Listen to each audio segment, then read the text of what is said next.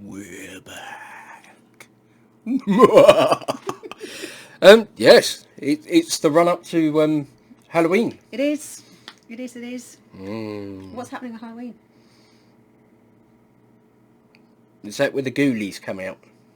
I thought we normally save that for a Friday, but okay. Yeah, so Halloween. This Saturday coming up, we have the Spooktacular over on any UK chili heads. It's an open group. It's free to join. Come on over. Be another festival type thing, but with a spooky theme. Lots of fun. Trick or treating for the kids. Indeed. Possibly some older kids as well might get involved. Child at heart, I believe they refer to themselves as. However, today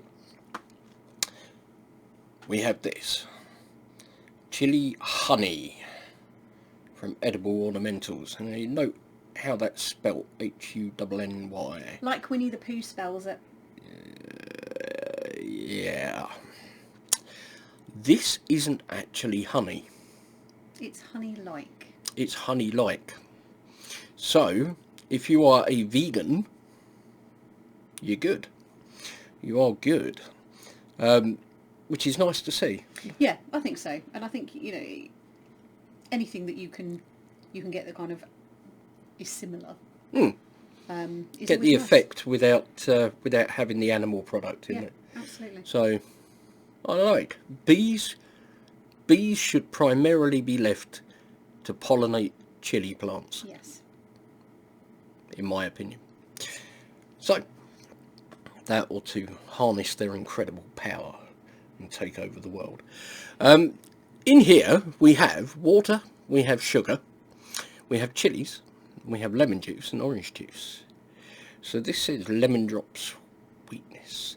So I'm going to say the chilies are possibly lemon drops. Yeah, ahi lemons.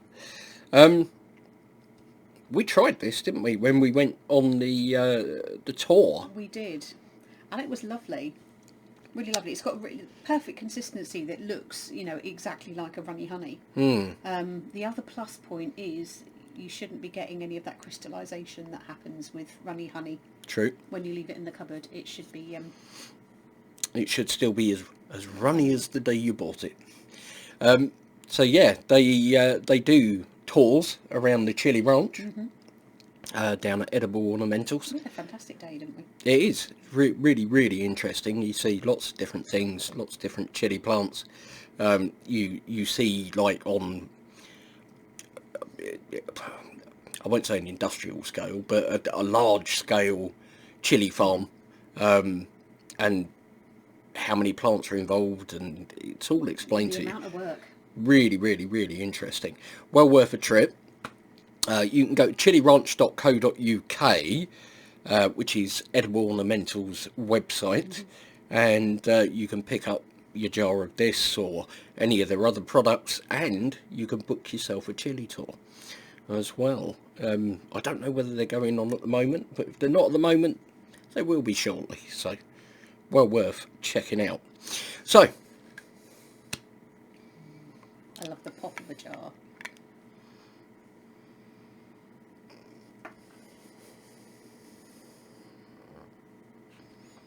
It's that lovely kind of sugar syrup, but you've got the hint of fruit there, haven't you? yeah. Ooh. I'm quite intrigued by that. So, do you want to dip first? I will have a dip first, yeah. I'm going to have... You take the lid. Use the lid as the catchy thing. Oh, it's got lovely consistency. Normally my trick. It's almost... It looks runny, but it's actually, when you... I'm dripping all over the place. It's quite almost gelatinous. It's quite thick.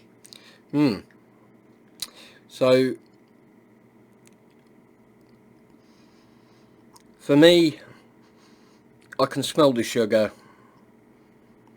I can smell the lemon juice and the orange juice in there. Can't smell the water or the chilies. Water doesn't smell of anything unless it's Well, stagnant. it smells of water. Do you know that smell you get after rain? That's ozone. Do you know that actually has a name? Go on. It's called petrichor. Petrichor. I like That smell you get just after it rains. Right. So Well, let's go. this is the goodie, and It's you got a can lovely golden colour. you can see it there. Like amber. Absolutely gorgeous. So let's give it a go.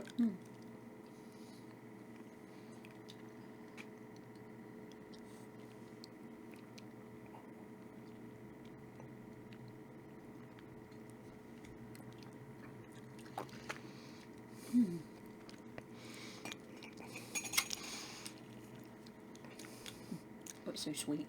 Mm. I made a bit of a mess, I'm sorry.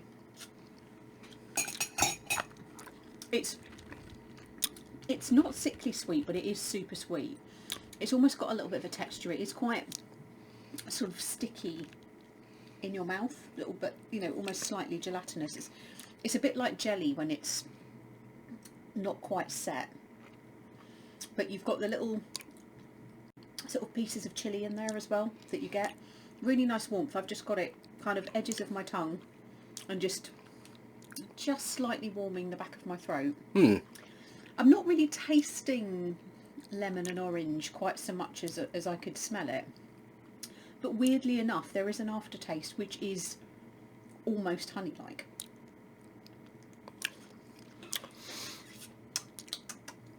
So, for me, it's kind of strange because in the jar it looks like a runny honey. Yeah. On the spoon, it's more like a normal, traditional, like, consistency honey. Not like the really thick stuff, but that kind of syrupy, you know, almost gel-like when you get it up on the spoon. Yeah. So it's got that kind of consistency to it. It's sugar and water. Okay, it's sweet. It's gonna be sweet. You've got a little bit of heat there. You do, well, for me anyway, I did get the citrus notes there from, it could have been the chili, it could well have been the lemon juice, and I got the orange on the finish. It's kind of a layered approach to it. I can see that being used for glazing stuff. Can you imagine that on parsnips or parsnips or like a gammon or something like that would be lovely with it. Well, I went for parsnips because they're kind of vegetables, you know. Oh, okay, if you're vegan, yeah. Vegan. But yeah, but anything. So I think it recommends honey. Ice cream. That was Yogurt. Natural yogurt. I think that'd be really nice, and I actually want to try it because Porridge. I have tried. Yes, different porridge. I have tried honey in coffee, and I drink black coffee, and I'd be interested to try that in some coffee, and just see sort of the little bit of warmth that might bring with that as well. So I think that would work quite well. interesting. I think that would work well. I'd get anywhere you want sweetness, really. Sweet's a little bit. Like I say, I mean, you could glaze parsnips with that. If you've got a little bit of a sweet tooth, drizzle roast potatoes after they've been cooked. Just like a little drizzle over the top. Just trust me here. Trust me. I can see that being used as a glaze for meats. I can see it being used. The one thing you're going to have to watch is the sugar content. Okay, because it's obviously quite high. If you put sugar as a glaze onto something and the sugar content is too high, it will caramelize really quickly and then it will start to burn. Yep. So if you're going to glaze anything with it, I would cook it, get it 90% of the way there, then glaze it and give it like the last 5 minutes in the oven, just to, you know, caramelize the sugars, but they won't go too far then. The other option is that you could, if you have just a basic barbecue sauce, is just add a little bit and make it like a honey barbecue or a sweeter barbecue sauce, and that would work. It will knock as the a glaze. percentage of sugar down enough that you won't have the problem then. But wow, yeah, It's nice. It's good. toast.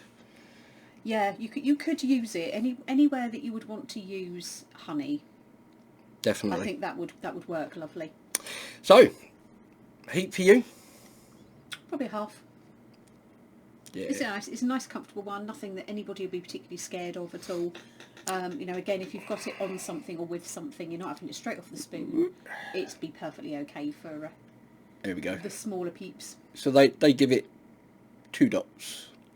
So it's the second dot up for their how hot. You wouldn't have a problem with that if you've never had chili before. You might go, what is this sensation? But you won't run screaming and putting your head in the toilet not. or anything. You know, water. Yeah, pretty much anyone. The only thing you're going to have to watch with that is probably quite addictive. Yeah.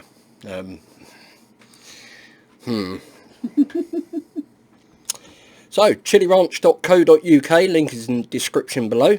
Go and give them a visit. They do a range of stuff, their own, and they carry other people's. Like I say, the chili tours there, I don't know, without looking, whether or not they do fresh chilies, but possibly. So it could well be worth a look if you're after any of those. But I think that's enough from us for now. It is. Thank you ever so much for watching. Hope you enjoyed it. Take care. And we'll see you in the next one. Whoa.